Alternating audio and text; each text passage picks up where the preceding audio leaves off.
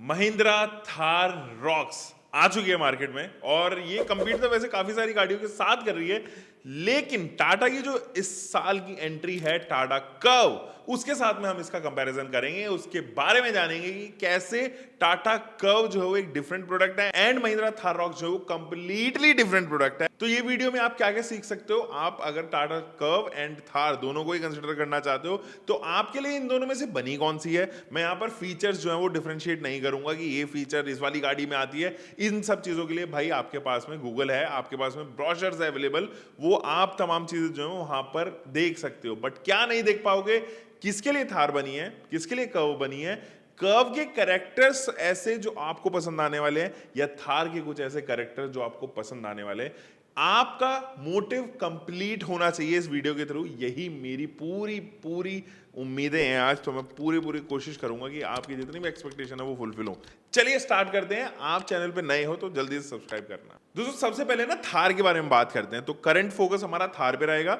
सबसे पहले उसके सस्पेंशन ट्यूनिंग के बारे में बात करते हैं। जो सस्पेंशन इस्तेमाल किए गए हैं वो कंप्लीटली डिफरेंट है which is offered in Tata curve. Tata curve के अंदर जो है वो थोड़ा सा सस्ता वर्जन ऑफ सस्पेंशन यूज किया गया है, जो जनरली लगभग सभी गाड़ियों में इस्तेमाल होता है। उनको कहते हैं Macpherson strut and torsion beam.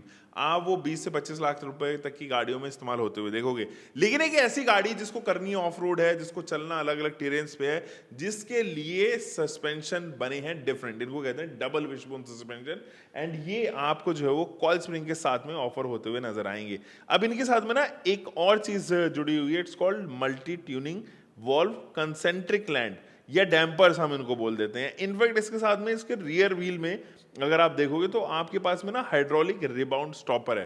तो जब भी आप किसी स्पीड पे चलते हो और एक पर्टिकुलर पॉट होल आता है तो क्या होता है, धड़ से आवाज आती है, एकदम से टायर जो है उसके अंदर घुस जाता है। यहां पर ये नहीं होगा, वो धीरे धीरे करके आएगा। तो आपका जो राइडिंग का एक्सपीरियंस है वो खराब नहीं होने देगा, आपका कंफर्ट खराब नहीं होने देगा, इवन एट हायर स्पीड्स या अगर लोअर स्पीड पे भी चल रहे हैं और बम बहुत बड़ा है। तो ये कंप्लीटली डिफरेंट है सस्पेंशन एंड ये एक ऐसा सस्पेंशन है जो लगभग सारी चीजें खा जाते हैं। इन सस्पेंशन की तरह आप कुछ भी चीजें थ्रो करोगे तो वो सब चीजें खा जाएगा, अंदर अपने एब्जॉर्ब कर लेगा। ये इस तरीके की सस्पेंशन है, ये एक लेवल अलग सस्पेंशन है जो थार के अंदर ऑफर किए गए हैं। और अगर यहाँ पर मैकफर्सन स्ट्रट या टॉर्शन बीम जैसे सिंपल सस्पेंशन दे दिए जाते तो ये तो ज़्यादा सोफिस्टिकेटेड बन जाती, ज़्यादा बॉडी रोल इसके अंदर आता, हैंडलिंग में परेशानी होती, टफ रोड्स को कवर करने में इसको बहुत परेशानी होने वाली थी यहाँ पे। गाइस अगर आप भी कोई नई गाड़ी खरीदना चाहते हैं, जिनमें से Hyundai Alcazar भी हो सकती है या कोई भी नई गाड़ी, और Delhi NCR या within Delhi NCR 200 kilometre के विद इन अगर आप रहते हो, you can actually take advantage of my dealer connection, best prices guaranteed with quickest delivery. और उसका लिंक जो है वो नीचे डिस्क्रिप्शन में। अगर आप ऑल अक्रॉस इंडिया से कहीं देख रहे हो और आप कंफ्यूज हो कौन सी गाड़ी खरीदनी है मुझे, तो एक और लिंक दिया हुआ है, वो लिंक जो है वो आपको मेरे व्हाट्सएप पे लेके जाएगा and you can actually book a call with me starting at just 399। और ये 399 में आप अपने सारी क्वारीज जो है वो सॉल्व कर सकते हो इन अ 15 मिनट कॉल।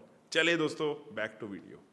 फिर इसके बाद जो चैसिस इसलिए बनी है, चैसिस की जो है वो लेडर ऑन फ्रेम है। लेडर यानी कि एक सीढ़ी और उसके ऊपर जो है वो फ्रेम है, उसके ऊपर जो है वो बॉडी है। तो लेडर ऑन फ्रेम जनरली कब इस्तेमाल की जाती है, जब आपको load carrying capacity, high load का जो है वो काम करना हो, या फिर आपकी बॉडी को जो है वो रिजिड होना चाहिए उस पर्पस के लिए, यानी कि ऑफ रोड के लिए, अलग अलग टेरेन्स, अगर आपको रिवर क्रॉस करनी है तो अलग अलग बेंड्स आएंगे, अलग अलग जो पड़े हुए स्टोन्स है उनके ऊपर से बॉडी को जो है वो गुजरना पड़ेगा। इस वजह से अलग तरीके की चैसी का इस्तेमाल किया गया है यहाँ पे कंपैरेटिव टू टाटा कर्व। तो ये जो तरीके हैं मैं बता रहा हूँ वहां पे कैसे डिफरेंट है ये कर्व से। इसके बाद ड्राइव ट्रेन के बारे में बात करते हैं। ड्राइव ट्रेन मतलब कि कितने पहियों तक इंजन की पावर जा रही है, पावर डिलीवरी हो रही है। तो यहाँ पर 4x4 मैकेनिज्म है, ये लॉकिंग डिफरेंशियल के साथ में आता है, यानी कि कहीं गाड़ी फंसी और केवल रियर व्हील जो है वो काम नहीं कर पा रहे हैं तो आप फ्रंट के व्हील्स को भी एक्टिवेट कर सकते हो, यानी कि वो क्षमता दुगनी हो जाती है गाड़ी की निकलने की किसी पर्टिकुलर जगह पर जहां पे वो फंसी हुई है, जहां पे वो स्टक है। इनफैक्ट इसके पावर ट्रेन्स भी अगर आप देखोगे तो 2.0 एंड 2.2 लीटर के इंजन के साथ में आती है। बहुत पावरफुल इंजन है, 4 सिलेंडर है, ज्यादा मैच्योर इंजन है कंपैरेटिव टू टाटा कर्व। तो कंप्लीटली डिफरेंट इंजन कैटेगरी में जो है वो ये आती है, जिसका एडवांटेज भी है डिसएडवांटेज भी है। टाटा कर्व के कंपैरिजन में ये आपको बहुत पावरफुल नजर आएगी। आपको ओवरटेक करने में कभी शिकायत नहीं होगी, आप क्विक शिफ्ट्स कर पाओगे। आपके पास में कभी भी अगर आप अप हिल भी जा रहे हो तो ये ना परेशान नहीं होगी, क्रॉल करते टाइम में भी कोई समस्या नहीं होगी इन इंजन को specially. But on the other and ये माइलेज भी कम देगी, तो वो भी आपको जो कंसिडर यहां पर करना पड़ेगा। अब जरा टाटा कर्व की तरफ बढ़ते हैं और उसके कैरेक्टर के बारे में जानते हैं, इसकी इमेज कैसी है, किस तरीके की गाड़ी है। दो जो टाटा कर्व है ना, उसकी बॉडी प्रोफाइल अगर आप देखोगे तो मोनोकॉक चैसी के ऊपर बेस्ड है, यानी कि यूनी बॉडी है, एक ही बॉडी है, उसी से आप चैसी भी बनी हुई, उससे बॉडी भी बनी हुई है, उससे सभी चीजें बनी हुई है। तो दो अलग अलग चीजें नहीं है जैसे कि आपने थार के अंदर देखा। अब इसका एडवांटेज क्या है, जब आप सिटी में चल रहे हो, जब आप हाईवे पे चल रहे हो, round the corner sharp cuts मार रहे हो, एज जो है वो एजिंग कर रहे हो, या हैंडलिंग के मामले में भी ये ज्यादा बेहतर होगी यहां पर थार से। एंड क्योंकि वहां पर दो बॉडी स्ट्रक्चर होता है तो ऑब्वियसली वो ज्यादा वेटेड भी होती है, and power trains and drive trains के साथ में ट्रांसफर केस आता है, डिफरेंशियल आता है। इसी वजह से थार का जो वेट है वो बहुत ज्यादा है कंपैरेटिव टू यहाँ पे कर्व के। तो कर्व यूनिबॉडी होने की वजह से, फ्रंट व्हील ड्राइव सेटअप केवल होने की वजह से, छोटा इंजन होने की वजह से लाइट वेट फील करेगी। तो इसलिए पावर टू वेट रेशियो जो है वो अभी तो मैंने कैलकुलेट नहीं किया है, but obviously power to weight ratio is something जो बराबर के करीब आना चाहिए, क्योंकि वहां पर इंजन बड़ा है, ज्यादा पावर है, ज्यादा वेट है, तो इस वजह से उसका पावर टू वेट रेशियो वो थोड़ा कम होगा। एंड यहाँ पर इंजन छोटा है लेकिन वेट कम है गाड़ी का, और उतना ही पावर फिगर डिलीवर कर रही है, तो इसलिए पावर टू वेट रेशियो जो काफी मेंटेन रहेगा, अच्छा रहेगा। इस गाड़ी के अंदर आने वाले जो सस्पेंशन है मैकफर्सन स्टड्स है, टॉर्शन बीम है, जैसे कि मैंने आपको बताया, ये comparative to wishbone suspension, double wishbone suspension या इंडिपेंडेंट लिंक की, उनसे जो है वो थोड़ा सस्ते आते हैं, या मैं अब कहूं कि अफोर्डेबल है ज्यादा। तो आप अगर मार्केट में भी खरीदना जाओगे ना, तो ऑल्टो जैसी गाड़ी के जो सस्पेंशन है दोनों साइड वो 4000 के अंदर अंदर आ जाते हैं। तो दीज आर एक्चुअली में वेरी वेरी मैं कहूँगा अफोर्डेबल। एंड अफोर्डेबिलिटी के साथ में ऐसा नहीं है कि ये काम अच्छा नहीं करते हैं, सिटी राइड हो या हाईवे राइड हो, या फिर मैं कहूँ आपको छोटे मोटे पॉट होल्स भी कवर करने हैं, तो ये कंफर्ट को बरकरार रखते हैं। आप इनके स्टिफनेस लेवल को भी जो है वो यहाँ पे ट्यून कर सकते हैं, ज़्यादा कम कर सकते हैं। तो ये ज़्यादा अफोर्डेबल, मेंटेनेंस फ्रेंडली होते हैं, इस वजह से जो है वो इनको यहाँ पर इस्तेमाल किया जाता है for city and highway ride. अब इस गाड़ी का जो एरोडायनेमिक डिजाइन है वो आपको काफी अपीलिंग लगेगा। ड्रैग कोफिशिएंट भी इस वजह से जो है वो कम हो जाता है, एंड एट द एंड ये तेज चलने में, साथ ही साथ अच्छा माइलेज देने में आपको काफी मदद करने वाली है। यहाँ पे इंजन ऑप्शन जैसे कि मैंने आपको बताया था कि छोटे इंजन है, 1.2 लीटर का पेट्रोल एंड 1.2 लीटर का टीजीडी है, ये भी पेट्रोल, दो इंजन ऑप्शन इसके अंदर आते हैं। एंड जो बड़ा इंजन है वो केवल और केवल डीजल का है, क्योंकि उनको छोटा बनाने की प्रक्रिया या इंजीनियरिंग वो बहुत डिफिकल्ट हो जाती है, इसलिए उसको बड़ा ही रखा है, उसको कॉम्पैक्ट जनरली बना नहीं पाते हैं हम लोग। 1.5 लीटर का ये जो डीजल इंजन है अच्छी क्षमता प्रोड्यूस करता है, और अच्छे पावर फिगर्स जो है वो इसके यहाँ पर होते हैं। एंड ये इंजन जो है वो छोटे होंगे, दैट मीन्स कि माइलेज भी आपको ज्यादा ऑफर करेंगे comparative to those engine which is offered in Thar. Maneuverability के मामले में भी ये ज्यादा सेफ है कंपैरेटिव टू थार, अनस्टेबिलिटी का शिकार नहीं होगी, स्टेबल रहेगी, एंड हैंडलिंग कमाल की। अच्छे ब्रेक्स जो हैं वो यहाँ पर आप देखोगे, जब ब्रेक मारोगे तो ऐसा नहीं है कि आगे मोमेंटम बरकरार रखते हुए जैसे थार में हम अक्सर देखते हैं, वो यहाँ पर नहीं होगा। तो ये जो है वो दो कैरेक्टरिस्टिक्स हैं जिस तरीके से मैंने थार को एंड कर्व को डिफाइन किया। अब किसके लिए थार बनी है एंड किसके लिए कर्व बनी है, चले जानते हैं। गाइस, थार जो है वो पहले ज्यादा कंफर्टेबल तो हुई है क्योंकि उसके अंदर सेकंड रो आ चुकी है, तो वो लोग जो सेकंड रो तक इंग्रेस करते थे आगे वाली सीट को फोल्ड करके, तो वो अब आपको करने की जरूरत नहीं है। अब व्हील बेस बढ़ने की वजह से भी आपको स्टेबिलिटी नजर आएगी। गाड़ी इतनी बॉडी रोल नहीं करती है जितनी आपको थार करती हुई नजर आती है, but obviously later on frame है तो बॉडी का जो प्रोफाइल है वो नहीं जा सकता है, वो बिगड़ नहीं सकता है, कैरेक्टर जो है वो बिगड़ नहीं सकता है। इसलिए कंफर्ट के मामले में पहले से तो बेहतर हुई है, but it is not as comfortable as curve any day. अगर आपको ड्राइविंग एक्सपीरियंस चाहिए और वही प्राइस पॉइंट जो है वो आपका है यहाँ पे, थार आपको ज्यादा पसंद आने वाली है यहाँ पे कर्व के कंपैरिजन में। माइलेज जरूर एक बहुत बड़ा वीक पॉइंट है इस गाड़ी का, 8 से 10 किलोमीटर पर लीटर के करीब ही माइलेज देगी पेट्रोल में।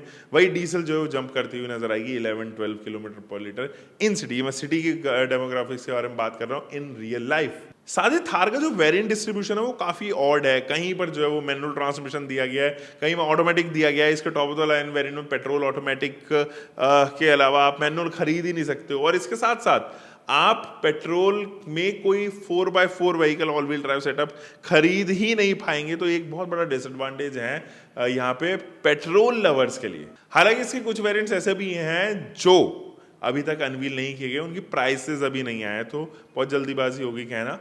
किसके लिए थार बनी? थार उन लोगों के लिए बनी है जो थोड़ा रुतबा, थोड़ा सा शौकीन मिजाज के लोग हैं, जिनको ऑफ रोड करने में मजा आता है, एडवेंचरस ट्रिप्स पे जाते हो या ट्रिप पे जाते हो फॉर दैट केस। और उनके लिए ना एक ब्रांड में जरूरी है, जब वो चले तो लोग पूछे कैसी चल रही है थार, वो एक थार का जो स्टिग्मा बना हुआ है वो लेके जो है जरूर कंसर्न है। उन लोगों के लिए थार डेफिनेटली एक बेस्ट चॉइस है। On the other hand curve किन लोगों के लिए जो सोफिस्टिकेटेड है, थोड़े कॉर्पोरेट लाइफ को जीते हैं, आईटी इंडस्ट्री में बिलोंग करते हैं, उन लोगों के लिए थार बहुत अच्छी है। इनफैक्ट आप अगर क्रूजिंग के लिए गाड़ी खरीद रहे हो, हाईवे के लिए, सिटी के लिए गाड़ी खरीद रहे हो, तो आपको कर्व निराश नहीं करेगी कंपैरेटिव टू थार रॉक्स। अब थार रॉक्स के साथ में एक और चैलेंज है, जैसे कि आप वेटिंग पीरियड उसका देखोगे, बहुत बड़ा वेटिंग पीरियड रहने वाला है। और उसके टेलीमेटिक्स में भी जो है वो छोटे मोटे इश्यूज अभी से देखने को नजर आ रहे हैं, स्क्रीन ब्लैकआउट हो जाती है या XYZ रीजंस की वजह से जो है वो आपको परेशानी आने लग जाती है, जो कि महिंद्रा की बहुत पहले से परेशानी है, ये वो काफी टाइम से करता हुआ आ रहा है। और माइलेज भी एक बहुत बड़ा फैक्टर रह सकता है, जैसे कि मैंने आपसे पहले भी शेयर किया था। टाटा के साथ में एक इशू है, टाटा के साथ में आफ्टर सेल सर्विसेज का बहुत बड़ा इशू है, उसके साथ साथ फिट एंड फिनिश का इशू है, कोई पार्ट जो अचानक से गिरता हुआ नजर आएगा, एंड इनफैक्ट वहां पर भी इलेक्ट्रॉनिक्स टेलीमेटिक्स का इशू है। एंड एक बहुत बड़ा फैक्टर, एक नया जो इंजन आया है वो कितना रिलायबल है उसके ऊपर थोड़ा सवाल है अभी, क्योंकि वो ट्राइड एंड टेस्ट नहीं किया गया है। एंड स्पेशली जब हम टाटा के इंजन के बारे में बात करते हैं तो वो थोड़ा हमें उसके ऊपर रिलायबिलिटी फैक्टर कम होता हुआ नजर आता है कंपैरेटिवली। सो कंक्लूड करते हैं, अगर आपका बजट यही कुछ 11 से 14 लाख के करीब का है, कर्व एक बहुत अच्छा ऑप्शन बन पाएगी। वहां पर थार के जो छोटे वेरिएंट्स हैं वो आ तो जाएंगे, लेकिन वो आपको सेटिस्फाई नहीं कर पाएंगे। तो 11 से 14 साढ़े 14 लाख रुपए के बजट में आप कर्व डेफिनेटली चूज कर सकते। लेकिन 14 लाख से ऊपर जब आपका बजट जाता है ना, तो आपके पास में कर्व तो है ही, वो तो ऑप्शन अवेलेबल ही है, क्योंकि उसकी प्राइसिंग वहां तक भी जाएंगी।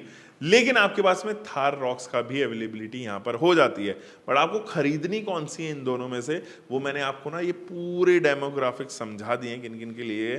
थार बेसिकली शोल्डर्स हैं, आपके बड़े बड़े जिम वगैरह करना चाहते हो, कंफर्ट को अगर आप नजरअंदाज कर सकते हो और हाईवे ड्राइविंग को नजरअंदाज कर सकते हो, तो मेरे ख्याल में आप थार के साथ जा सकते हैं। कर्व के पास में हालांकि वो ऑफ रोड कैपेबिलिटी नहीं है, वो उस तरीके का पंच, उस तरीके का इंजन जो है वो यहाँ पर नहीं है जो आपको थार में मिलता हुआ नजर आएगा। So this is all for today दोस्तों। उम्मीद है कि आपको ये वीडियो आई होगी, पसंद आई तो जल्दी से सब्सक्राइब कीजिएगा हमारे चैनल को। Until next time, bye bye, keep doing car bike whatever you are having, drive safe.